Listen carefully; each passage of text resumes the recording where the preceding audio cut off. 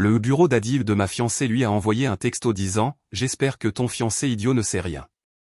J'ai fait exploser leur vie. Salut Reddit, je n'aurais jamais pensé poster ici. Mais voilà. LOL, attachez vos ceintures car ça va être une course folle avec une grosse et grasse vengeance. Moi, 29 ans, homme, ai rencontré ma fiancée, Iris, 28 ans, femme. À une fête chez un ami il y a 5 ans. J'étais le gars près de la table de grignotage, un classique. Quand cette brune magnifique s'est approchée et m'a demandé si je gardais les chips ou si j'étais juste socialement maladroit, les deux, évidemment. On s'est tout de suite bien entendu. On a échangé nos numéros ce soir-là, et peu de temps après, on a commencé à sortir ensemble, et mec, tout était parfait. 4 ans plus tard, j'ai mis une bague à son doigt. Ces années ont été parmi les meilleures de ma vie, je ne vais pas mentir. Nous avions des blagues intérieures qui nous faisaient rire jusqu'à ce qu'on ne puisse plus respirer. Comme la fois où nous nous sommes perdus en randonnée et avons fini dans le champ d'un agriculteur au hasard. Et Iris l'a convaincu que nous étions des photographes de la nature pour éviter d'avoir des ennuis. Ou notre rituel du dimanche matin où nous faisions ces créations de crêpes démentes et nous évaluions les efforts de chacun, son monstre de crêpes aux myrtilles et au chocolat gagnait toujours. D'une manière ou d'une autre. Nous étions une équipe solide. Je passais des heures à déboguer son ordinateur portable quand il plantait juste avant des échéances importantes. Quand elle a mentionné qu'elle voulait essayer le yoga mais se sentait mal à l'aise, j'ai transformé notre pièce de rechange en un mini-studio pour qu'elle puisse s'entraîner à la maison. Une fois. J'ai planifié un voyage surprise d'un week-end pour rencontrer son auteur préféré lors d'une séance de dédicace à 3 états de distance. Conduisant toute la nuit pour qu'elle ne manque pas le travail. Je me suis souvenu qu'elle avait mentionné, une seule fois, que sa mère avait l'habitude de préparer ce plat portoricain spécifique pour son anniversaire, alors j'ai passé des semaines à apprendre secrètement à le cuisiner. Appelant sa mère pour obtenir des conseils et tout le reste. Ma possession la plus précieuse à travers tout cela a été mon chat tigré orange, Dexter. Ce magnifique salaud est avec moi depuis 8 ans. Depuis qu'il était une minuscule boule de poils qui pouvait tenir dans ma paume. Il est devenu le copain d'Iris quand elle est apparue. Iris et moi avons emménagé dans un appartement correct en centre-ville, fusionné nos groupes d'amis et commencé à planifier l'avenir, une maison en banlieue, des enfants. Tout le package du rêve américain. Nous restions parfois debout tard le soir, juste à parler de ce qu'on appellerait nos enfants ou de quelle couleur on peindrait notre futur salon. Nous avions même un compte d'épargne commun pour notre lune de miel en Italie dans lequel nous avions versé de l'argent pendant plus d'1 an. Près de 15 000 $ qui attendaient que nous les dépensions en pâte et en vin. Quelque chose m'a paru bizarre, Dexter a commencé à faire la tête à Iris il y a environ 6 mois.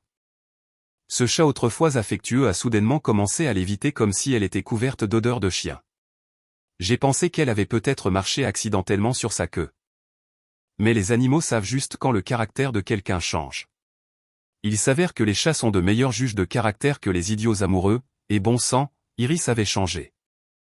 Tout a commencé environ 8 mois après nos fiançailles. Cela se passait si graduellement que je ne l'ai presque pas remarqué. D'abord sont venues les urgences professionnelles qui la retenaient au bureau jusqu'à 21 h ou 22 h, ce qui arrivait peut-être une fois par semaine, puis 2 fois. Puis est devenu presque une routine. Quand je proposais de lui apporter le dîner pendant ses soirées tardives, elle devenait bizarrement sur la défensive, le bureau de sécurité est une galère. Ou nous sommes dans une salle de réunion confidentielle. Puis les ateliers de team building qui tombaient mystérieusement les week-ends. Son téléphone est resté définitivement attaché à sa main. Et elle sursautait comme si elle avait reçu un choc à chaque fois qu'il vibrait. Si je marchais derrière elle pendant qu'elle envoyait des SMS. Elle retournait ce téléphone plus vite qu'on ne pouvait dire « activité suspecte ». Je ne suis pas stupide. C'étaient des drapeaux rouges de la taille du Texas, mais quand on est amoureux. Notre cerveau explique l'évidence. Je me répétais sans cesse, elle travaille juste dur pour cette promotion, ou son patron est exigeant, ou elle est ambitieuse. Et c'est l'une des raisons pour lesquelles je l'aime. Puis sont venus les changements d'apparence, nouvelle coupe de cheveux, plus de maquillage, vêtements plus chics pour le travail. Lingerie que je ne l'ai jamais vue porter, et soudainement elle avait besoin de sorties régulières avec des collègues que je n'avais jamais rencontrés et auxquels je n'étais pas invité à rencontrer. Une fois, j'ai suggéré de la déposer pour économiser sur l'Uber, et on aurait dit que j'avais offert de commettre un crime vu sa réaction. Une autre fois. J'ai vu une dépense de carte de crédit pour un restaurant un soir où elle prétendait être à un dîner d'équipe payé par l'entreprise. Quand je l'ai mentionné avec désinvolture, elle avait toute une histoire prête à raconter sur la façon dont la carte de son patron avait été refusée, alors elle a couvert les frais et serait remboursée. 2 mois plus tard, j'ai vérifié. Aucun remboursement n'est jamais venu. Mais je m'emballe. Laissez-moi vous parler de ce mardi d'avril où tout a changé. Iris était sous la douche en train de chanter une chanson de Taylor Swift complètement fausse, ce n'est pas son talent, quand son téléphone s'est allumé sur la table basse.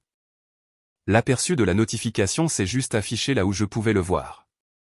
Le nom du contact était le bureau d'Adi, et le message disait « J'espère que ton fiancé idiot ne se doute de rien, à ce soir. » Bureau d'Adi.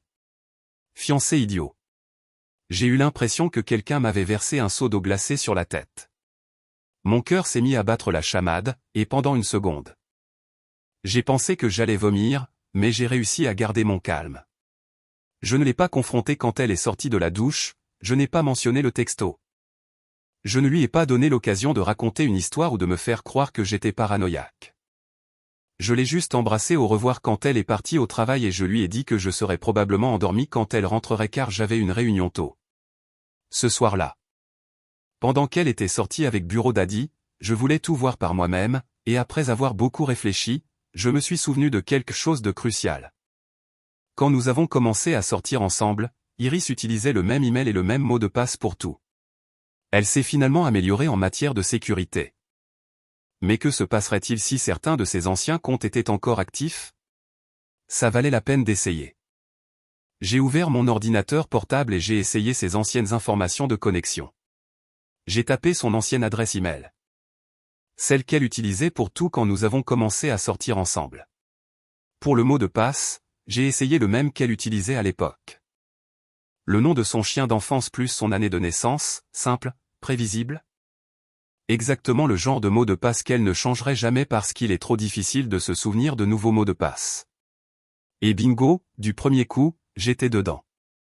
J'ai cliqué sur ces MP, en faisant défiler les plus récents. Rien d'inhabituel, juste des amis, sa sœur, quelques collègues. Mais ensuite, je l'ai vu, Bureau d'Adi. Et ce que j'ai trouvé a glacé mon sang. C'était comme regarder un accident de train au ralenti, sauf que le train était ma relation, et l'accident se produisait juste devant moi. Il y avait des centaines de MP entre elle et Daddy Steve, vraiment subtils, n'est-ce pas, remontant à près de 8 mois, des photos que je ne veux même pas décrire, des messages se moquant de moi. Des plans pour leur avenir ensemble. Dans un échange particulièrement charmant, elle a écrit « Félix est tellement concentré sur nos plans de mariage, il n'a aucune idée que je planifie ma sortie. Il est gentil mais si facile à manipuler. » Ils avaient des blagues intérieures sur moi, sur le fait que je ne remettais jamais en question ces histoires. Ils étaient littéralement en train de tisser des liens en me trompant. Rien ne rapproche les couples comme les loisirs partagés, je suppose. J'ai continué à faire défiler et j'ai trouvé une conversation d'il y a seulement 3 semaines sur la synchronisation de leurs plans.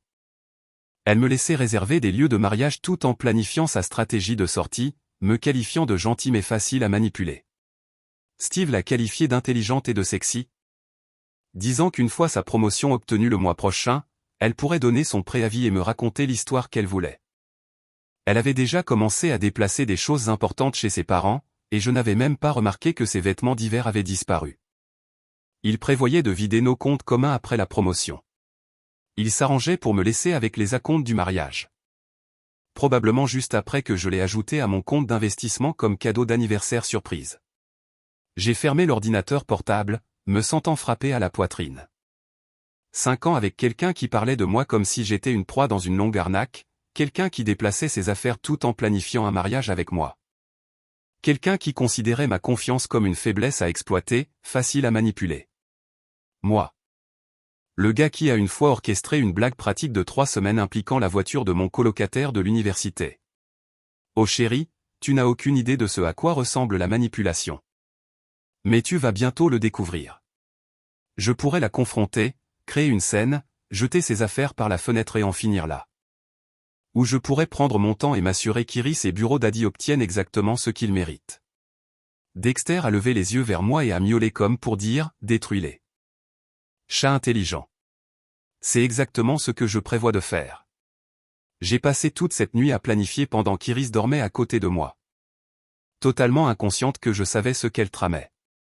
Elle était assommée, probablement fatiguée de ses activités professionnelles avec Bureau Daddy, ronflant comme si de rien n'était. Pendant ce temps, j'étais grand ouvert. Je ne suis pas normalement un type vengeur, mais ça, c'était différent. Ce n'était pas seulement de la tromperie, c'était des mois de mensonges. De manipulation et de pur manque de respect. Les messages que j'ai vus ne concernaient pas seulement l'affaire, ils se moquaient de moi. Planifiant comment me quitter une fois qu'elle aurait obtenu ce qu'elle voulait. Ce genre de trahison ne mérite pas le pardon, elle mérite une grosse et grasse vengeance. La première chose le lendemain matin, j'ai appelé pour me faire porter malade au travail, j'ai dit à mon patron que j'avais une intoxication alimentaire. Dès qu'Iris est parti au bureau. Je me suis mis au travail sur la phase 1 de mon plan, protéger mes actifs. Voyez-vous, Iris et moi avions plusieurs comptes communs. Le plus important était notre fonds de lune de miel. Puis il y avait notre fonds d'urgence, environ 8 000 $. J'ai ouvert un nouveau compte bancaire dans une banque complètement différente et j'ai commencé à transférer de l'argent, pas tout d'un coup. Parce que je ne suis pas un amateur, mais par tranche qui ne susciterait pas de soupçons. J'ai laissé un peu d'argent dans les comptes communs pour qu'elle ne remarque rien d'étrange. À la fin de la semaine, j'avais sécurisé environ 20 000 $ de mon propre argent qu'elle ne pouvait pas toucher. L'étape suivante consistait à recueillir des informations. Pendant qu'Iris était au travail, j'ai tout passé en revue dans notre appartement, en fouillant méthodiquement chaque tiroir, placard et cachette. J'ai trouvé des reçus pour des bijoux que je ne lui ai jamais offerts, un collier à 600 $, des boucles d'oreilles à 900 $, même un bracelet valant plus de 1 000 $. J'ai découvert des réservations d'hôtels pour des conférences de travail dont je savais pertinemment qu'elles étaient des escapades romantiques. Des suites de luxe dans des hôtels à seulement 1 heure de la ville, toujours réservés du vendredi au dimanche. Mais la véritable mine d'or est venue quand je me suis souvenu de son ancien ordinateur portable. Elle en avait acheté un nouveau pour le travail il y a environ 1 an.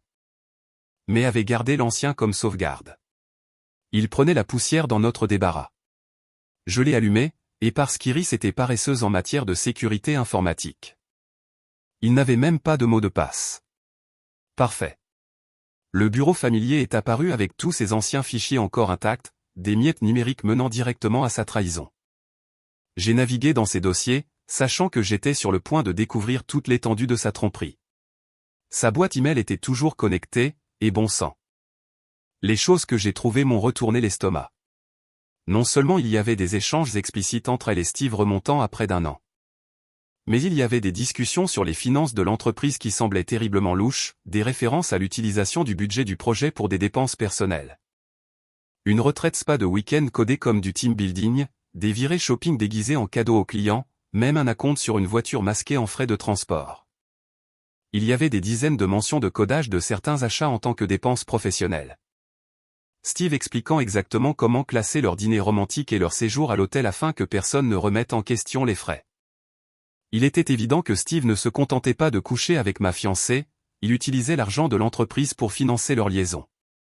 Ils n'avaient pas seulement une liaison, ils volaient, mettant en danger leur carrière pour le frisson de leur relation illicite. Tout en fouillant dans tout ça, j'ai réalisé que j'avais besoin d'un homme de l'intérieur. Quelqu'un qui pourrait me donner un aperçu de ce qui se passait dans leur entreprise en temps réel, quelqu'un avec accès à des informations que je ne pouvais pas obtenir seul. Et je savais exactement qui appeler, mon vieil ami, Chris. Chris était mon ami de l'université qui travaillait dans la même entreprise qu'Iris et Steve, pas dans le même service. Mais assez proche pour être utile. Il travaillait en informatique, avec accès aux serveurs de l'entreprise et aux journaux email, donc cela semblait être le moment idéal pour renouer. J'ai composé son numéro. « Mec, ça fait longtemps qu'on ne s'est pas parlé », a-t-il dit quand il a décroché mon appel. « Qu'est-ce qui se passe ? » Je suis allé droit au but, Chris. J'ai besoin de ton aide pour quelque chose. C'est à propos d'Iris et de son patron. Après que je lui ai raconté, il n'a pas du tout été surpris. En fait, il a révélé que Steve avait une réputation de longue date au bureau pour avoir des liaisons avec des employés. Ces liaisons duraient depuis des années. Mais les RH n'ont jamais pu prouver quoi que ce soit parce que les femmes le couvraient toujours, soit par crainte pour leur emploi, soit dans l'espoir d'une promotion. De plus, Steve était trop précieux pour l'entreprise, car il ramenait de gros clients, ce qui rendait la direction réticente à enquêter trop en profondeur. Chris a brossé le portrait d'un patron prédateur qui utilisait sa position de pouvoir pour séduire des subordonnés, créant un environnement de travail toxique que tout le monde connaissait mais que personne n'abordait. Chris m'a également dit que la femme de Steve, Suzanne, n'avait aucune idée du comportement de son mari. Elle était apparemment une femme super gentille qui organisait des événements caritatifs et faisait du bénévolat dans des refuges pour animaux. Tout le contraire de son mari pourri. J'ai eu pitié de cette femme que je n'avais jamais rencontrée, elle était une autre victime dans ce gâchis. C'est alors que j'ai décidé que ma vengeance devait être nucléaire, pas seulement pour moi, mais pour tout le monde. Je ferais s'effondrer tout le château de cartes. Chris a accepté avec enthousiasme d'être mes yeux et mes oreilles dans l'entreprise, sans les alerter. Mentionnant qu'il aimerait voir Steve tomber après avoir rendu sa vie professionnelle infernale pendant 3 ans. Parfait. À partir de maintenant, j'avais un homme de l'intérieur. Pendant les 2 semaines suivantes, j'ai joué à la perfection le rôle de Félix l'idiot. Je n'ai pas du tout changé mon comportement. Quand Iris disait qu'elle devait travailler tard, je disais: pas de problème, chérie, je garderai le dîner au chaud. Quand elle mentionnait un autre voyage d'affaires, je répondais: c'est génial, je suis tellement fier de ton dévouement. À chaque mensonge qu'elle racontait, je lui donnais plus de cordes pour se pendre, et mon Dieu, elle l'a prise. Elle est devenue plus audacieuse, plus négligente. Plus confiante que je ne soupçonnais rien. Pendant ce temps, j'étais en train de tendre le piège parfait. J'ai installé des applications de suivi sur son téléphone pendant qu'elle dormait, encore une fois, grosse dormeuse, cible facile. Et elle dort comme si elle avait auditionné pour un rôle de cadavre. J'ai transféré des copies de tous ses emails vers un compte secret que j'ai créé. J'ai tout documenté, date, heure, capture d'écran, enregistrement. Mais la collecte de preuves n'était que la première étape. Je devais faire en sorte que Steve s'incrimine encore plus, et pour cela, j'ai eu une idée brillante. Le téléphone d'Iris avait le déverrouillage par empreinte digitale, et elle était, comme je l'ai mentionné, une dormeuse ridiculement lourde, alors une nuit après qu'elle se soit évanouie. J'ai soigneusement pris sa main et j'ai appuyé son pouce sur son téléphone, déverrouillé. J'ai ouvert ses messages avec Steve et j'ai commencé à taper, et j'ai peur que Félix ne se doute de quelque chose à propos de l'argent qu'il a demandé à propos du collier que tu m'as offert. Steve a répondu presque immédiatement: ne t'inquiète pas. Il ne découvrira rien, il s'est vanté que le collier n'avait même pas été acheté avec son argent, mais avec le budget du projet Mars, un compte client qu'il contrôlait complètement. Son arrogance était stupéfiante. Quand j'ai insisté sur la sécurité d'utiliser l'argent de l'entreprise comme ça, suggérant que quelqu'un pourrait remarquer les dépenses inhabituelles, il s'est vanté qu'il le faisait depuis des années et qu'il savait comment coder les dépenses pour que personne ne pose de questions. Il a même détaillé sa méthode. Répartir les coûts sur plusieurs lignes budgétaires, créer de faux comptes de fournisseurs, falsifier des reçus, un aveu complet de fraude systématique. J'ai pris des captures d'écran de tout, en veillant à supprimer la conversation de son téléphone par la suite. Bingo. J'ai pris des captures d'écran de tout, en veillant à supprimer la conversation de son téléphone par la suite. Le lendemain matin, Chris m'a envoyé un texto: mec, tu ne vas pas croire ça. Steve vient d'approuver une dépense de divertissement client de $5000 sans aucune documentation. L'équipe des finances pose des questions, mais il les fait taire. Les pièces se mettaient en place. Steve ne se contentait pas de tromper ma fiancée, il commettait une fraude. Et Iris ne me trompait pas seulement, elle profitait de la fraude, de motifs de licenciement, voire même des motifs criminels. J'ai passé ce week-end à créer un document détaillé retraçant toutes les dépenses suspectes que je pouvais trouver, en les recoupant avec les nouveaux bijoux d'Iris. Les voyages de week-end et les journées spa. Chris m'a aidé en recueillant discrètement des informations auprès du service des finances de l'entreprise. Dimanche soir, j'avais tout ce dont j'avais besoin pour les détruire tous les deux. Mais il me restait encore une carte à jouer: contacter la femme de Steve. Elle méritait de savoir quel genre d'homme elle avait épousé. Alors que j'étais assis dans notre salon à caresser Dexter et à finaliser mon plan de vengeance, Iris est entrée après une autre réunion de travail. Elle m'a embrassé sur la joue et m'a demandé ce que je faisais. Je lui ai dit que je pensais à l'avenir. Avec un sourire qui n'atteignait pas mes yeux. Ah, c'est gentil, a-t-elle répondu, ne remarquant absolument pas le ton dangereux de ma voix. Je vais prendre une douche. alors qu'elle s'éloignait. Dexter a sifflé après elle, ce qu'il faisait de plus en plus souvent ces derniers temps.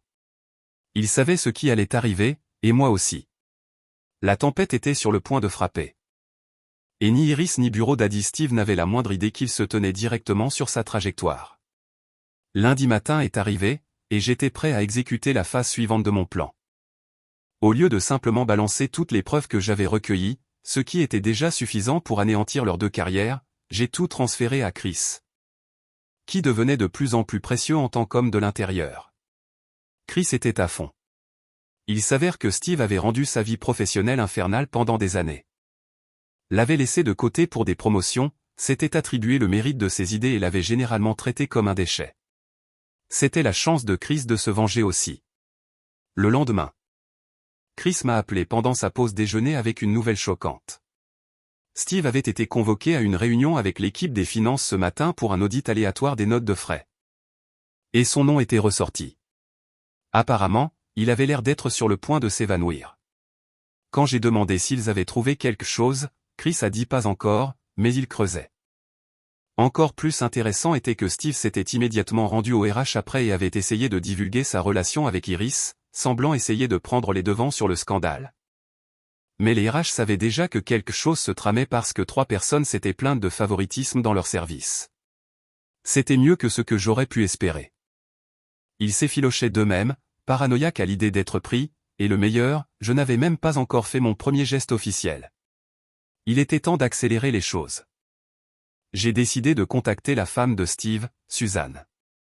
La retrouver n'a pas été difficile, elle avait un compte Instagram public dédié à son travail caritatif. J'ai créé une nouvelle adresse email et j'ai rédigé un message prudent. Chère Suzanne, je m'excuse de vous contacter de cette manière, mais je crois que vous méritez de connaître la vérité.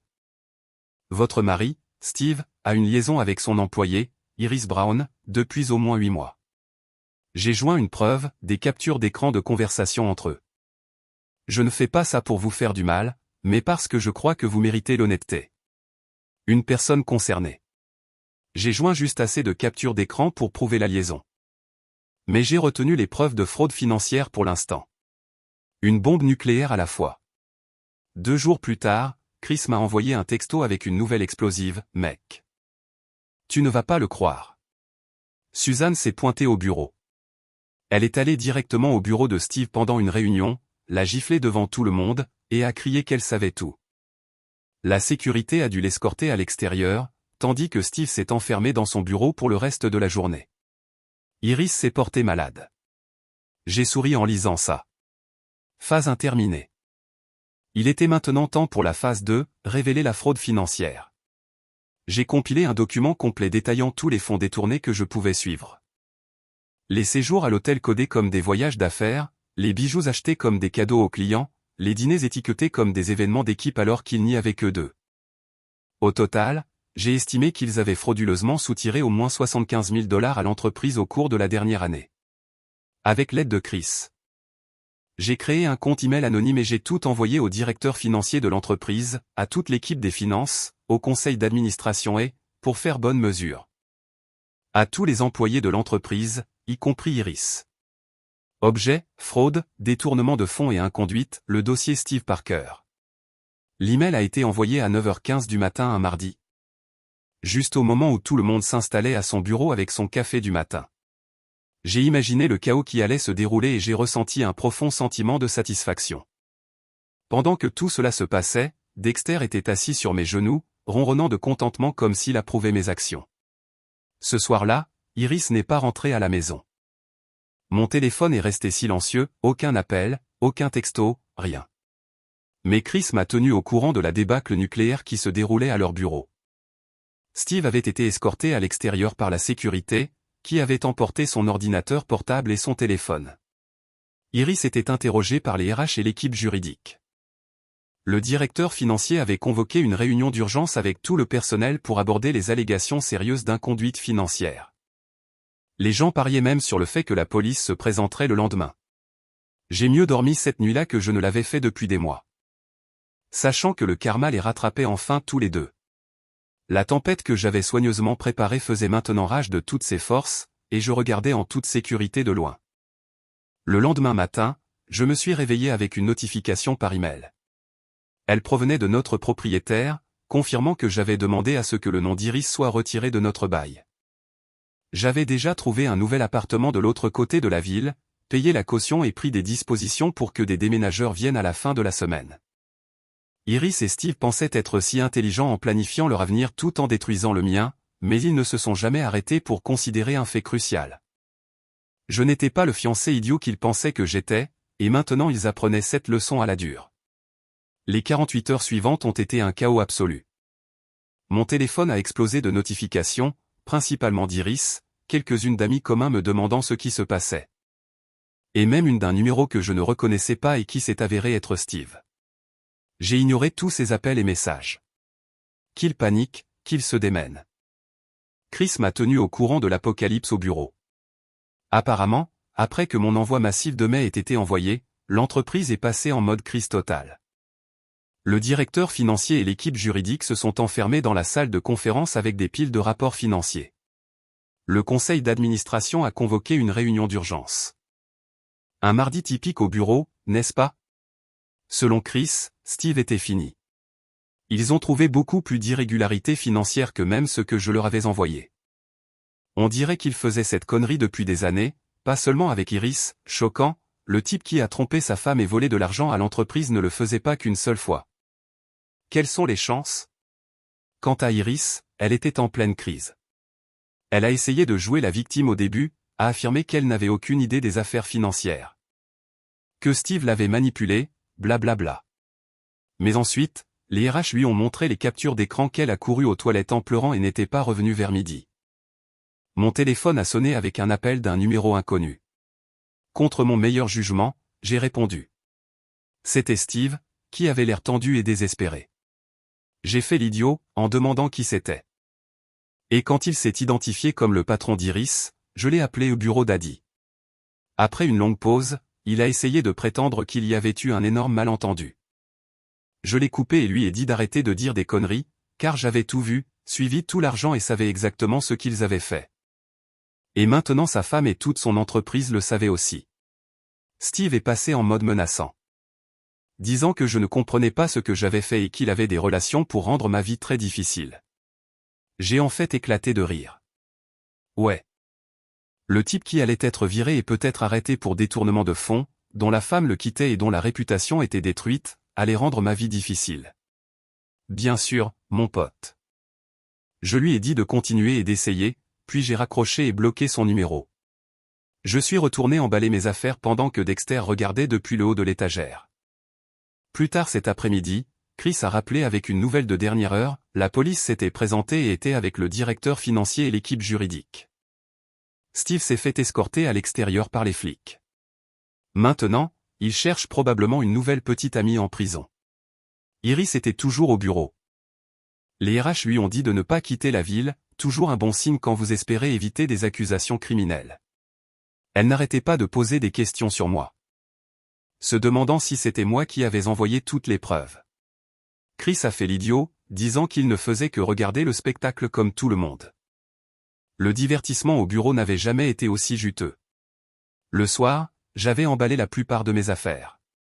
J'avais déjà changé tous mes mots de passe. Redirigé mon courrier et notifié à ma banque d'éventuelles activités frauduleuses. Je coupais tous les liens, brûlais tous les ponts. Vers 20 heures. Iris rentrait enfin à la maison pour faire face aux conséquences. J'étais assis sur le canapé, Dexter sur mes genoux, l'air complètement calme alors qu'elle entrait en titubant. Elle ressemblait à une poubelle, yeux rouges et bouffis, mascara maculant son visage. C'est incroyable à quel point pleurer laidement peut faire ressembler même la personne la plus attirante à quelqu'un qui vient de faire 10 rounds avec un mélangeur de maquillage et a perdu. Quand elle m'a demandé ce que j'avais fait, je lui ai calmement dit que je n'avais rien fait. Elle et Steve s'étaient fait ça à eux-mêmes. Elle s'est plainte qu'ils disaient qu'elle et Steve avaient volé de l'argent, commis une fraude et pourraient être accusés. J'ai simplement demandé si elle avait fait ces choses. Et elle s'est lancée dans le classique « je ne savais pas », c'était une défense juridique. Je l'ai fixée, laissant le silence s'étirer inconfortablement avant qu'elle ne commence à reculer. Ce n'était pas. Je n'ai pas. Félix, tout s'effondre. Je pourrais aller en prison. J'ai déjà été suspendu, Ils ont pris mon ordinateur portable et mon téléphone. J'ai besoin de ton aide. Bien sûr, après m'avoir trompé pendant des mois, avoir comploté pour me quitter et avoir participé à une fraude, elle s'attendait maintenant à ce que je vienne à son secours. L'audace était un peu hilarante. Elle a finalement remarqué les boîtes emballées et les étagères vides, demandant si je partais. J'ai confirmé, oui, le bail est maintenant à ton nom uniquement. Le loyer est dû le 1er, mais tu le savais probablement. Je me suis levé, je reviendrai demain avec des déménageurs pour le reste de mes affaires. Tu devrais probablement appeler un avocat. C'est toujours bon d'être préparé pour ces enquêtes criminelles ennuyeuses. Tu ne peux pas simplement me laisser gérer ça seule, a-t-elle crié, me saisissant le bras alors que j'essayais de la dépasser. J'ai retiré sa main fermement, mais sans agressivité, expliquant qu'en fait, je pouvais, et je le faisais. Je lui ai rappelé que pendant des mois, elle m'avait menti au visage tout en planifiant sa stratégie de sortie avec son petit ami marié, alors félicitations, elle était libre maintenant. Mais pas comme elle l'avait prévu. C'est drôle comme la vie se déroule parfois. Où suis-je censé aller, a-t-elle demandé, des larmes coulant sur son visage. La femme de Steve a gelé leur compte. Je ne peux même pas accéder à mon propre argent en ce moment à cause de l'enquête. Je n'ai rien. J'ai haussé les épaules, pas mon problème. Et c'est peut-être tes parents. Ou l'un des amis à qui tu as menti en disant que tu travaillais tard. Je suis sûr que quelqu'un aura pitié de toi, après tout. Tout le monde aime aider un ami qui est sur le point d'être accusé de complicité de fraude. Alors que je prenais mon sac de voyage et la cage de transport de Dexter. Elle s'est lancée dans une nouvelle tactique. Je dirai à tout le monde que tu m'as maltraité. Je vais ruiner ta réputation. Tu penses avoir gagné, mais je vais te détruire. Je me suis retourné avec un sourire, vas-y, dis à tout le monde comment ton fiancé t'a surprise en train de tromper et a signalé de vrais crimes aux autorités. Je suis sûr que ça te vaudra beaucoup de sympathie. J'ai sorti mon téléphone, de plus, j'enregistre cette conversation, alors merci pour la menace. Ça sera utile pour l'ordonnance restrictive que je vais déposer demain. Rien ne dit je suis innocent aussi bien que menacé d'accuser faussement ton ex de maltraitance. Son visage s'est effondré alors qu'elle réalisait qu'elle n'avait aucun moyen de pression. Puis elle a commencé à sangloter de façon incontrôlable. Je n'ai rien ressenti en la regardant craquer. Aucune satisfaction, aucune pitié, juste un sentiment creux de clôture. Au revoir, Iris. J'espère que tu obtiendras l'aide dont tu as besoin. Je suis sorti par la porte, sans me retourner. J'ai conduit jusqu'à mon Airbnb temporaire jusqu'à ce que mon nouvel appartement soit prêt. La tempête que j'avais déchaînée faisait toujours rage, mais j'étais déjà à des kilomètres, sain et sauf. Tandis qu'Iris et Steve se noyaient dans les conséquences de leurs actes, et ça faisait un bien fou. Quelques semaines après, beaucoup de choses se sont passées. Tout d'abord, je suis complètement installé dans mon nouvel endroit. C'est un peu plus petit que notre ancien appartement, mais c'est tout à moi. Dexter s'est adapté immédiatement. Il avait l'air plus heureux en fait, probablement parce qu'il n'a plus à partager l'espace avec Iris LOL. Chris m'a tenu au courant du drame au bureau, qui apparemment n'est pas du tout retombé. L'entreprise a lancé une enquête à grande échelle sur le département de Steve, et il trouve des irrégularités financières remontant à au moins 3 ans. Il s'avère que Bureau Daddy avait mené sa petite arnaque bien avant qu'Iris n'entre en scène, et il avait baisé d'autres collègues avant qu'Iris ne devienne son nouveau jouet. Le directeur financier est apparemment sur le sentier de la guerre, avec une équipe d'experts comptables allant tout passer au peigne fin. Steve est complètement foutu, accusation criminelle. Poursuite civile, tout le tralala. Quelle honte, je suis absolument bouleversé pour lui, vraiment. L'idiot a fait son lit. Quant à Iris, elle est suspendue sans solde, en attendant l'enquête. Ils n'ont pas décidé s'ils allaient la virer purement et simplement, mais sa carrière est grillée dans tous les cas. Eh bien, tant pis pour elle. Vous vous souvenez du spectacle qu'Iris a fait plus tôt, ses menaces?